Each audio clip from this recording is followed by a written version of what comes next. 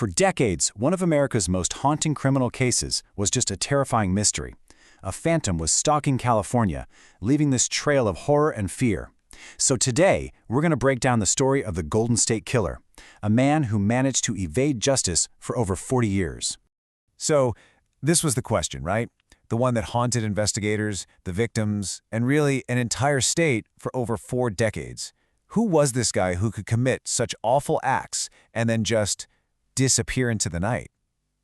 The answer, when it finally came, was more shocking than anyone, and I mean anyone, could have imagined. You heard that right. The man responsible for this reign of terror wasn't some kind of shadowy figure living on the edge of society. No, he was a family man, a member of the community, and in the most chilling twist you can imagine, he was a police officer, sworn to protect the very people he was secretly terrorizing. Remember this date, because on April 24, 2018, 4 decades of fear and mystery just came to this sudden, traumatic end. The ghost who had haunted California for so long was finally given a name and a face. And that face? It belonged to Joseph James DeAngelo, a quiet retiree living in a normal suburban neighborhood. You know, he was known for his meticulously kept lawn, but his dark secrets were buried deep under this facade of complete normalcy. He was, quite literally, the monster next door, hiding in plain sight. And here's what's just so deeply unsettling. It's the reaction from people who actually knew him. His neighbors? They were floored. They saw him as a retired mechanic, a grandfather. No one had any clue about the double life he was living. It's a really chilling reminder of how little we might actually know about the people around us. Now, to really understand the shock of his capture, we have to go back. We have to go back to when the terror all began. From 1974 to 1986, California was absolutely gripped by fear as this unknown attacker moved across the state, and his crimes just kept getting more and more violent. You see, his reign of terror evolved. And for years, the police didn't even realize that all these different crime sprees were the work of just one guy. It all started with burglaries in Visalia. That's where he studied people, learned their routines. Then, in 1976, he escalated to sexual assault as the East Area Rapist. By '79, his attacks turned deadly. And then, after a 12-year rampage, nothing. Silence. And make no mistake, this wasn't just random violence. It was meticulously planned terror. He preyed on people where they should feel the absolute safest, their own homes. He'd tie up the men, sometimes placing a dish on their back and threatening to kill everyone if he heard it fall. He'd assault the women for hours, all while whispering and taunting them.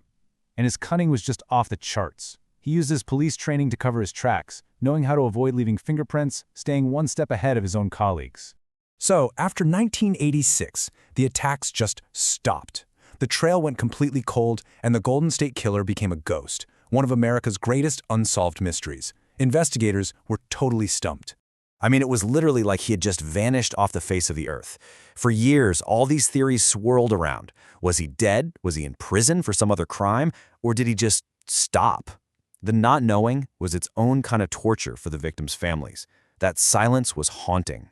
For more than 30 years, survivors lived without any answers, and detectives retired with this one case weighing heavy on their minds. It's hard to even wrap your head around that amount of time.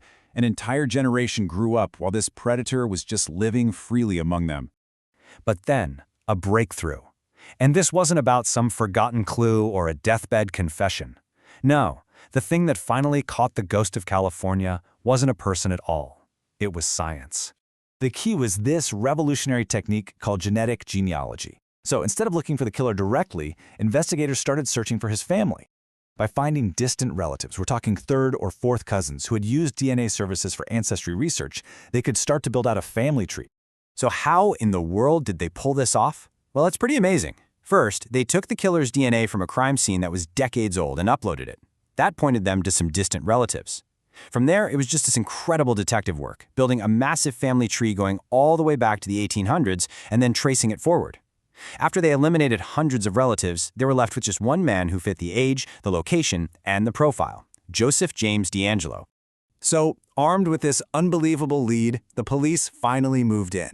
After decades of silence, this case was about to come to a stunning conclusion, and justice was, at long last, within reach.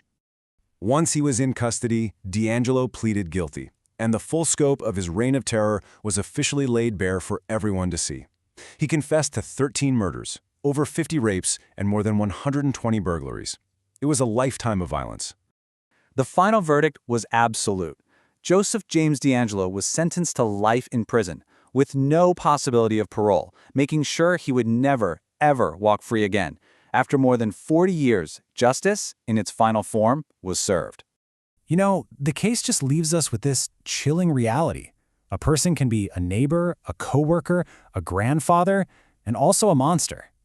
The story of the Golden State Killer really forces us to ask a tough question. How well can we ever truly know the people living right beside us?